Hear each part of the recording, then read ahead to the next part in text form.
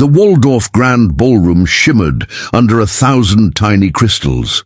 Velvet curtains pooled at the marble floors, and the air smelled of expensive perfume, aged whiskey, and polished opulence. It was a night reserved for the elite, a high-profile fundraiser drawing world leaders, economists, celebrities, and socialites, all dressed in gowns and tuxedos worth more than most people's rent. Melania Trump stood near the entrance, tall and statuesque in a custom-made white Givenchy gown. Photographers begged for angles as she posed with practiced elegance, every movement calculated. Whispers followed her. Admiration, envy, curiosity. Her entourage flanked her, a blend of aides and high society sycophants basking in her shadow. Across the ballroom, Diana Carney arrived with far less fanfare. Dressed in a tailored but understated navy dress, she moved with quiet confidence. She wasn't here to impress, she was here for purpose. While others networked, Diana leaned into conversations about climate initiatives and community resilience, gently nodding and listening as she spoke with professors and economists. As she made her way past the main cluster of high-profile guests, the contrast was stark. Diana's authenticity stood in gentle defiance of the extravagance around her. As she walked by Melania's group, one of the women sneered softly, nudging Melania with a smirk. Melania glanced up, her expression unchanged, but her voice dipped, just loud enough to be heard. "Interesting choice of attire," she said, eyes skimming over Diana's modest dress. "Did Canada run out of stylists?" A few forced chuckles followed, the kind meant more to please Melania than to express amusement. Diana turned briefly, unsure whether to engage or ignore. She met Melania's gaze with quiet dignity, smiled calmly, and said nothing. With grace, she continued walking, but the jab hung in the air like a perfume gone sour. Unbeknownst to Melania, several nearby guests caught the exchange, some in amusement, others in quiet discomfort. One discreetly tapped a message into their phone. Within minutes, the story began to ripple through the room, like champagne bubbling over the rim. And somewhere in the back of the ballroom, Mark Carney had just stepped out of a side hallway, removing his coat, completely unaware of what his wife had just walked into. Mark Carney, former governor of both the Bank of Canada and the Bank of England, was not a man easily rattled. As he stepped further into the ballroom, straightening, his lapels and nodding at a few familiar faces, he quickly picked up on a subtle shift in the room's atmosphere. Conversations around him had slowed. Eyes flicked toward him and then away. There was a tightness in the air, the kind that settles just before a storm. He caught sight of his wife standing near the refreshments, still composed but speaking. A little less than usual, her polite smile forced. He knew that smile. He'd seen it before, when someone said something beneath her, something that didn't deserve a response. His instincts kicked in. Just then, a younger aide slipped through the crowd and leaned in, whispering something quickly into his ear. Mark's brow furrowed. His wife, a comment, Melania. He turned toward the group now basking in smug amusement near the stage, where Melania Trump stood sipping a flute of champagne like a queen surveying her court. Mark's eyes narrowed, not with anger, but with measured intent. He wasn't a man of scenes, but he was a man of precision, and disrespect, especially toward his wife, would not go unchecked.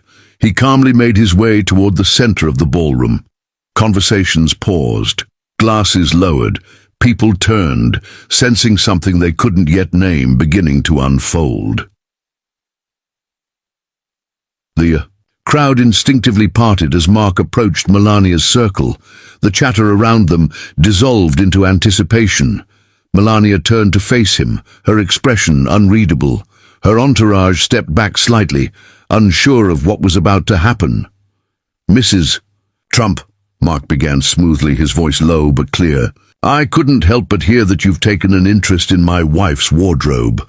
Melania tilted her head, offering a smile that didn't reach her eyes. It was merely a comment, Mr. Carney. Surely you understand a little fashion critique. Mark smiled, not smugly, but with the calm of a man who'd sat across from world leaders and central banks, who knew the weight of words. He stepped closer. See, what fascinates me, Melania, is that while some judge value by the labels stitched into fabric, others measure it by what someone does for others. My wife has quietly advised non-profits, led climate policy panels, and raised 3 children with more dignity and discipline than most diplomats. If she dresses for function over flair, it's because she's too busy shaping ideas that outlast trends. The room held its breath. And frankly, he added, glancing at the crowd now fully tuned in, if you spent less time critiquing women doing real work and more time understanding the work itself, we might all be better off. The silence cracked into applause, not raucous but strong, appreciative, knowing. Melania blinked, lips parting slightly, but said nothing. Her expression tightened. Diana, still near the refreshment table, caught her husband's eye. He gave her a brief wink. The last of Mark Carney's words still echoed faintly in the vaulted ballroom. For a moment no one moved, as if the weight of his calm, cutting remarks had frozen time. Then came the applause. It wasn't the hollow kind, not the kind that people offer just because it's polite, but the kind that rises from genuine admiration, from people recognizing that they'd just witnessed someone draw a line, firmly and fearlessly, in defense of dignity. Melania's smile faltered. Her hand tightened slightly around the slender stem of her champagne glass. Gone was the glint of superiority, replaced by something far more human: discomfort.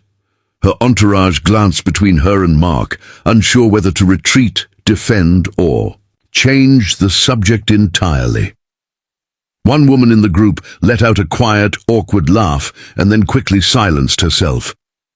Across the room, Diana Carney stepped forward.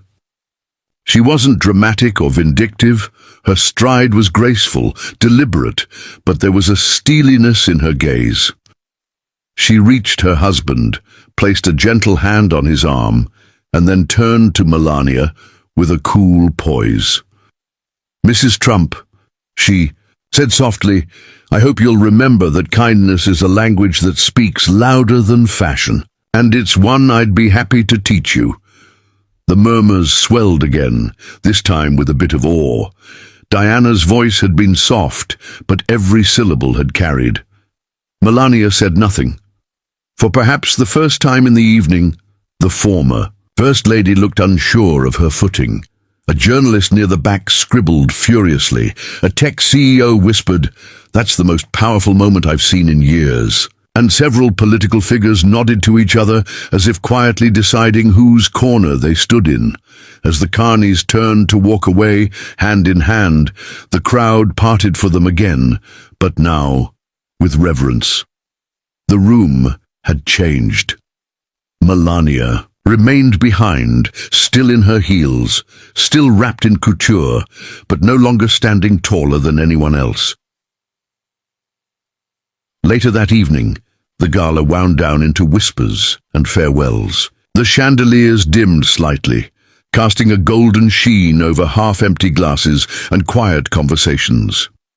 But the energy in the room was still buzzing, not from the music or the wine, but from what had unfolded before them.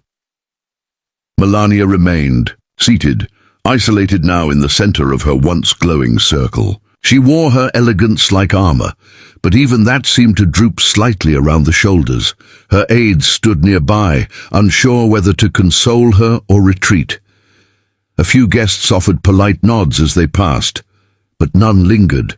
The room had gently but firmly shifted its axis. From across the ballroom, Mark and Diana Carney prepared to leave.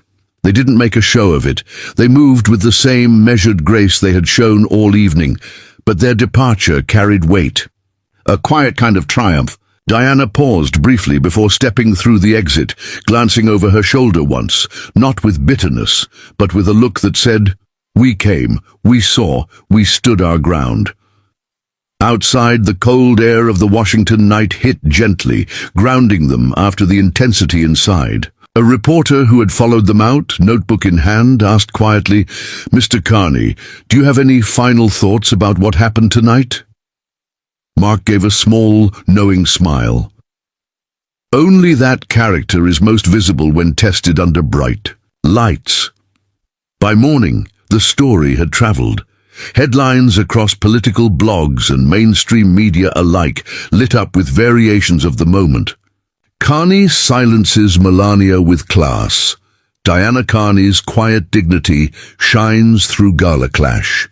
Melania missteps, and Carney's response goes viral. Clips of the exchange dominated social media. A 7-second clip of Mark's calm rebuttal had been shared millions of times. But the quote that took on a life of its own, turned into tweets, tattoos, even merchandise, came from Diana herself. Kindness is a language that speaks louder than fashion. By the weekend, it was clear. A night that could have been about shallow jabs and fleeting insults had instead become a lesson in grace under pressure and a stunning reminder that dignity never goes out of style.